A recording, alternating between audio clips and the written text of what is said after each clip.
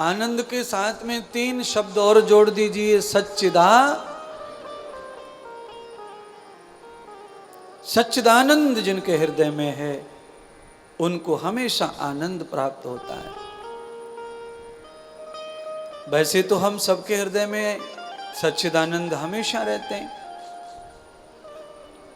ऐसे तो पुलिस और थानेदार एसपी भी हमेशा रहते हैं, पर वो मदद के लिए हमेशा थोड़ी आते हैं। हर समय ये सब चीज मौजूद है शासन की, फिर भी कोई लुट गया, मर्डर हो गया। ऐसे ही भगवान हमारे हृदय में हर समय रहते हैं तो भी मुश्किलें हमारे जीवन में आ जाती हैं।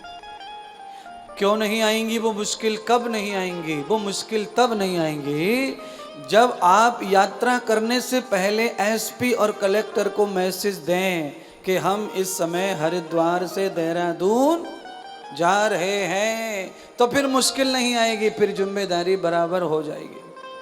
तो भैया भगवान को भी ऐसा मैसेज दिया करो, जब भी कुछ करो, कुछ खो, कुछ पियो, कुछ सो, कुछ जगो, तो भगवान को मैसेज करो। ऐसा करने से भगवान की पूर्णतः जिम्मेदारी हो जाएगी और फिर वो आनंद सच्चिदानंद से मिलना चाहिए था, वो अवश्य मिलेगा। आपके जीवन में अगर 100 लोग ऐसे हैं जो आपकी अच्छाइयों को देखते हैं, ऐसे ही उन 100 लोगों में 4 लोग ऐसे रहते हैं जो आपकी केवल बुराई ही देखते हैं, वो अच्छाई देखते नहीं हैं, वो ढूंढने अच्छाई आते नहीं हैं। भक्त बन के भी आएंगे तो वो बुराई करने आएंगे, बुराई ढूंढने आएंगे। होते वो भी भक्त हैं, पर वो भक्त कैसे होते हैं? काल नेमी जैसे होते हैं, सहिसा जैसे होते हैं, खरदूषण जैसे होते हैं। खरदूषण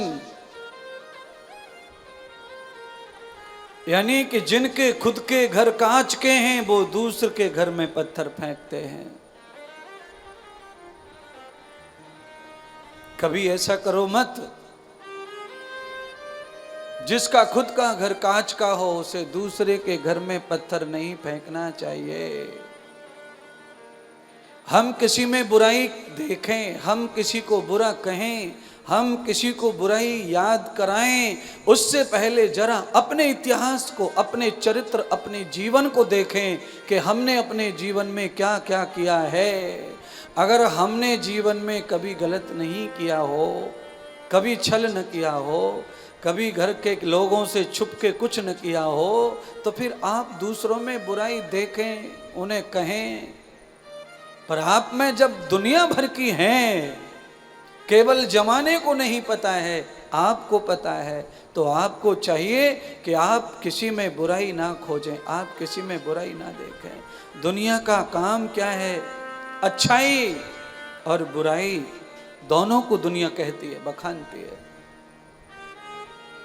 कोई भगवान, कोई देवता, कोई महात्मा, कोई संत ऐसा नहीं है जिसके साथ ये सब चीजें न चल रही हों। आप जितने लोग पंडाल में बैठे हैं, आपके साथ ये सब न हो रहा हो, ऐसा हो ही नहीं सकता है। एक पड़ोसी आपका अच्छा है और एक आपका दुश्मन है।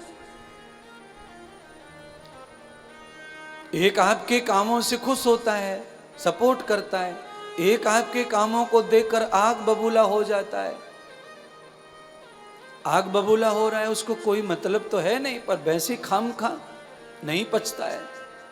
इसीलिए हमारी जगह कोई दूसरा लेता है, वो ईर्षा, वो घृणा, वो जलन व्यक्ति में पैदा होती है, तो उससे ये सिद्ध होता है कि आप अच्छे नहीं हो, आपके अंदर ये खोट है, बुराई है। तभी वो बाहर प्रकट होती है, उछलती है, उफनती है, बाहर आती है।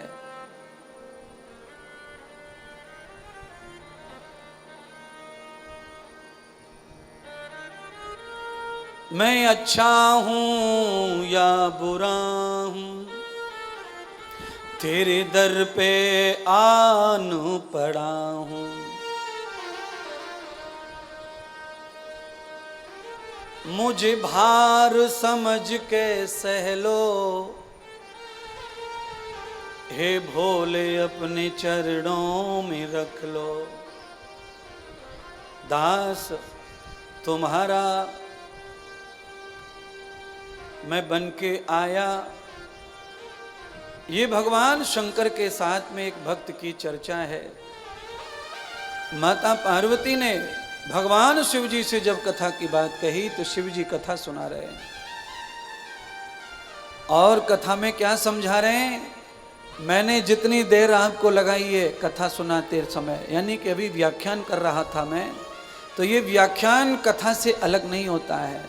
शंकर भगवान ये सारी बातें माता पार्वती को बता रहे हैं, क्योंकि पार्वती में ये सारे चिन्ह पहले मौजूद हैं। कब? जब वो सती थी तब।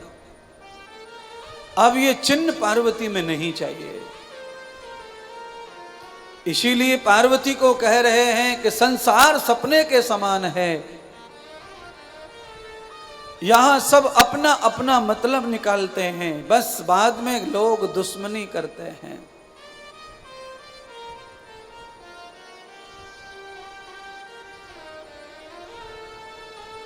इसलिए पार्वती, ये जगत सपने के समान है, यहां कुछ सच नहीं है, यहां हर सच में कुछ न कुछ खोट दिखाई पड़ता है।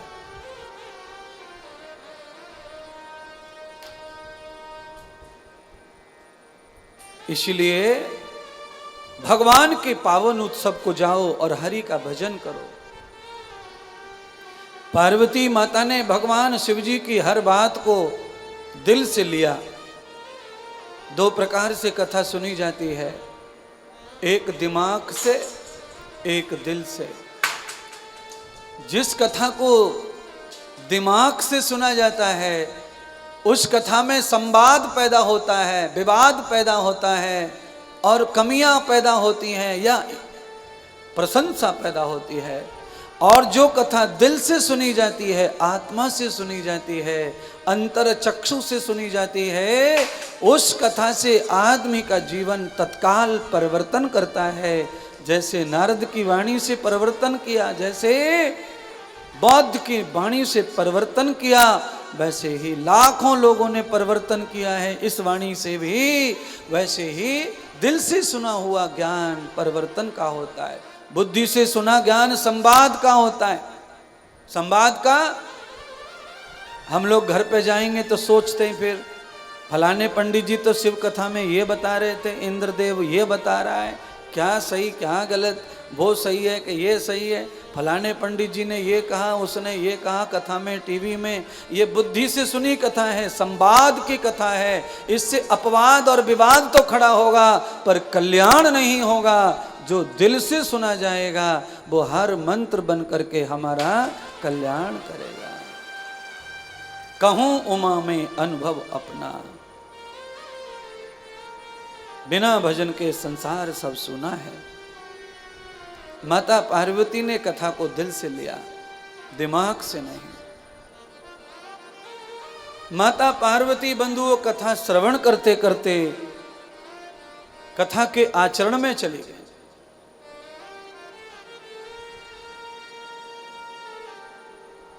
हरि भजन में लग गई माता पार्वती। शंकर भगवान कथा सुना रहे हैं, माता पार्वती ध्यान में चली गई हैं। शंकर भगवान को लगा कि अब मेरा कार्य पूरा होगा। पार्वती भजन में लग गई। और जिस समय भजन कोई कर रहा हो उस समय शोर शराबा सब बंद कर देना चाहिए। भगवान शिव ने अपनी वाणी को विराम दे दिया। कैलाश पर चले गए शंकर भगवान, स्वयं ध्यान में बैठ गए, पार्वती भी ध्यान में बैठ गईं। आज घर में पार्वती ध्यान कर रही हैं और कैलाश में शिव ध्यान कर रहे हैं। पति और पत्नी दोनों ही ध्यान में डूबे हैं, तप और जप और ब्रह्मचर्य में डूबे हैं। तो इससे ये बिल्कुल सिद्ध हो गया कि अब इनके घर में अगर कोई प्रकट होगा तो महापुरुष ही आएगा, कोई देवता भगवान ही आएगा, कोई लंजू पुंजू तुंजू पुंजू का जन्म नहीं होगा। शिव पार्वती दोनों गृहस्थ को दिव्य बना रहे हैं, दृढ़ और महान बना रहे हैं।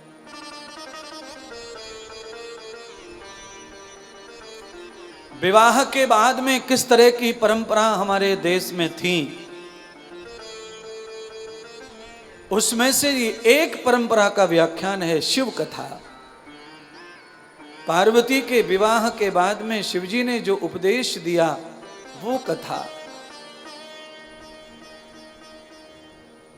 पार्वती ध्यान में चली गईं।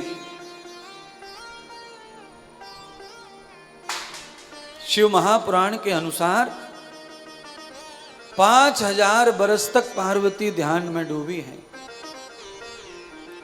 इतने दिन कैलाश पर शंकर भगवान ध्यान में, 5000 बरस पूरे होने के बाद शंकर भगवान को याद आई कि मेरा तो विवाह हुआ है और पत्नी को मैं घर छोड़ आया हूं। कथा सुना करके वो ध्यान में बैठी थी। शंकर भगवान लौटे तो पार्वती को देखा तो पूरे कैलाश में एक मणि की तरह प्रकाश फैला हुआ है। पार्वती के शरीर से तेज प्रकट हो गया है। कहते हैं असंख्य सूर्य के समान पार्वती के शरीर से तेज बाहर आ रहा था। एक सूर्य से सारी धरती जो है अंधकार मुक्त हो जाती है। पार्वती के शरीर से असंख्य सूर्यों का प्रकाश निकल रहा था। इतना सारा प्रकाश, शंकर भगवान जब ये मणि का प्रकाश देखे तो एकदम सटपट रह गए, बहुचक्के आश्चर्यचकित हो गए। प्रलंगन युक्ताम भवेत् यस्य नेत्रान भ्रीयताम। शंकर भगवान के नेत्र बंद हो गए। अत्यधिक प्रकाश नेत्रों पर पड़ता है तो नेत्र बंद हो जाते हैं। बंधुओं ध्यान करना, आपको किसी के नेत्र बंद करने हो तो उसकी आंखों के सामने ताली बजा दो झट से, पड़क। आपको किसी के नेत्र बंद करने हो तो उसकी आंखों के सामने टॉर्च मार दो। जैसे टॉर्च आंखों पे पड़ने पर नेत्र बंद हो जाता है, ऐसे ही माता पार्वती का परम तेज पड़ा शंकर भगवान के नेत्रों पर तो नेत्र बंद हो गए प्रकाश से। शंकर भगवान ने कहा ये चमत्कार कैसे हुआ? पार्वती इसी महान तेजस्विनी कैसे हो गई? तेजस्य मूलम भगवते त्वयार्थ, तेजस्य मूलम भगवते त्वया अर्थम, ये वे भजत युक्ताम तव तेव युक्ते सर्वं न भूयंत आचरज मूल, भावंत कृत्वाम तदवाणी रूपम, तेजस्य युक्ताम योगो सखे नाम। भगवान शंकर की वाणी यानी हरि कथा ही एक ऐसा पावन तेज है। ये हरि कथा जिसमें प्रवेश हो जाती है उसे तेजस्वी बना देती है, उसे ओजस्वी बना देती है, उसे चमकदार बना देती है। भारत में बहुत सारे कथाकार हैं जिनमें कथा सच में प्रवेश हो गई है तो उनमें भी तेज दिखता है, उनमें ओज दिखता है, उनमें सौंदर्य दिखता है, उनमें महानता भी दिखती है और उनके पास में अद्वितीय ज्ञान दिखता है। उनके पास जिंदगी के समाधान दिखते हैं जिनके अंदर हरि कथा समा गई है। व्यास जी के अंदर हरि कथा समा गई थी तो बूढ़े व्यास जवान हो गए थे। आप लोगों में जब ये कथा समा जाती है तो आप भी जवान हो जाते हैं। अच्छा बोलो, आप सबका रोज का प्रैक्टिकल क्या है कथा सुनने का?